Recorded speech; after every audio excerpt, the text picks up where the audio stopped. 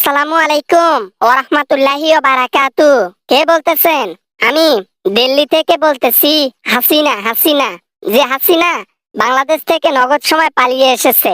আপনি কে বলতেছেন? ওরে হাসিনা, তোমায় ছাড়া বাঁচি না। তুমি গেলা কোথায়? ইন্ডিয়ার মধ্যে আমাদের একা কইরা ফেলাইয়া রাইখা কোথায় গেইলা? হ্যাঁ, তোমার মতো সরকারকে হাতছাড়া করে আমরা এখন ভাত পাই না। আপনি ম্যাডাম তাড়াতাড়ি দেশে চলে আসেন। দেখছো, বললাম না আমার মতো সরকার কেউ হইতে পারবে? আমার মতো ভালো মানুষ কি আরো বাংলাদেশে এক পিস আছে? দেখো এখন বোঝো, তোমরাই তো আমাকে তাড়িয়ে দিলা। আজকে তোমরা তাড়াই না দিলা, আজকে সুখে শান্তিতে থাকতো বাংলাদেশের মানুষ। জি ম্যাডাম জি, এখন বাংলাদেশের মধ্যে যে অশান্তি চলতেছে আপনাকে আমাদের লাগবে। তাড়াতাড়ি বাংলাদেশে চলে আসেন। তাড়াতাড়ি বাংলাদেশে এসে সরকার হবার জন্য শপথ গ্রহণ করেন।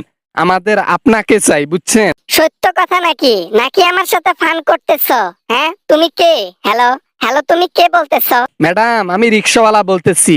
এতক্ষণ যা বললাম না ওটা পাম দেবার জন্য বলছি, বুঝছেন? একটাও মন থেকে ছিল না। আপনি বাংলাদেশ থেকে ভেগে গেছেন। বাংলাদেশে এখন প্রতিদিন ঈদ উদযাপন হচ্ছে আপনি না থাকায়। আবার না মানে আর কি, ওই এত বড় কথা বললা, আমার মন ভেঙে দিলা। আমি ভাবলাম অন্তত একজন আমাকে ফোন করে আমার গুণগান গাইলো, কিন্তু না, সে আমাকে নাকি পাম দিছে। এত বড় মনের মধ্যে আঘাতটা করতে পারলা বাবা? বাংলাদেশের মধ্যে তুমি ক্ষমতায় থাকলে দেশের মধ্যে উন্নয়ন হবে বেশি, চুরি হবে তার চাইতে আরো বেশি। অতএব আমাদের দেশে উন্নয়ন কম হোক কিন্তু চুরিও কম হোক, ঠিক আছে? আপনি যাওয়াতে বাংলাদেশের লোক এবং আমরা অনেক খুশি। ভাই, থাক থাক, আর বলতে হবে না। ইউনুস আপনাদেরকে খুব ভালো রাখছে, তাই না? ও তো সুদখোর। ও আপনাকে ভালো রাখতে পারে বলেন? আমি হইলে আপনাদের কষ্ট এবং দুর্দশা যেগুলো আছে জীবন থেকে দূর করাই দিতাম। আপনি ক্ষমতায় থাকাকালীন আমরা কোনো কিছু করে শান্তি পাই নাই। একটা সত্য কথা বলতে গেলেও 10 বার মন দিয়ে ভাবতে হইতেছিল যে এই বুঝি প্রশাসন এসে আমাদেরকে ধরে নিয়ে যায়। এখন স্বাধীনভাবে চলতে ফিরতে পাইতেছি, স্বাধীনভাবে খাইতে পারতেছি। এখন রিক্সা ধরে বাইরে বের হলে পুলিশ 10টি টাকা চাবারও সাহস পায় না। তাহলে বাংলাদেশ কতটুকু ভালো হয়েছে ভেবে দেখেন। স্বৈরাচার স্যার বিদায় হয়ে যাওয়ার পরে আমরা অনেক হ্যাপি আছি। আবার না মানে, তাহলে আর আমাকে ফোন দিয়ে কি লাভ? আমাকে কথা শোনানোর দরকার আছে?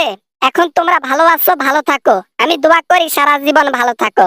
আমি ইন্ডিয়াতে আছি, আমার জন্য দোয়া করিও, আমিও যেন ভালো থাকি। 18 কোটি মানুষের মধ্যে আপনার জন্য শুধু 1 কোটি লোকই দোয়া করে যে আপনি ভালো থাকেন, আর বাকি 17 কোটি দোয়া করে আপনি খারাপ থাকেন।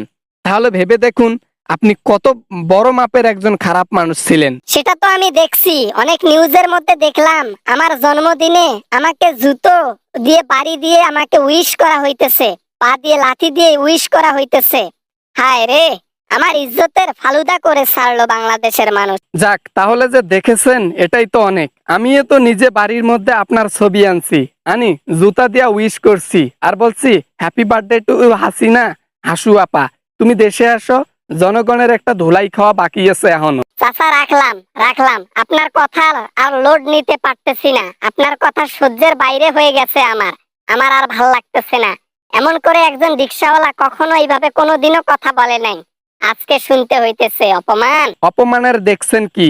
সামনে পাইলে অজোড়া আইক্যওয়ালা বাস আছে না, আপনার পেটিকোটারে নিচ দিয়ে দিতাম, দিয়ে দাঁড় করাই রাখতাম।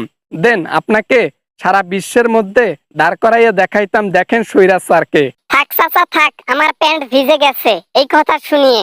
আমাকে আর ভয় দেখানোর দরকার নাই। আমি এমনিতেই বোকাশোকা মানুষ। আমি এখন মোদির সাথে গিয়ে শুভ। ও পিছন মারা চাইতেছে, এখন ওকে আমার পিছন মারা দিতে হবে, বুঝলা?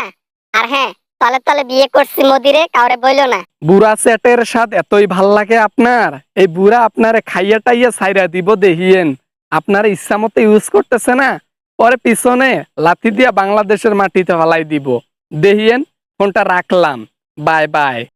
আই হোপ ভিডিওটা অনেক ভালো লেগেছে এন্ড অনেক এনজয় করেছেন। যদি ভিডিওটা ভালো লাগে অবশ্যই ভিডিওটিতে একটি লাইক করবেন, আর চ্যানেলে নতুন হয়ে থাকলে প্লিজ চ্যানেলটি সাবস্ক্রাইব করবেন।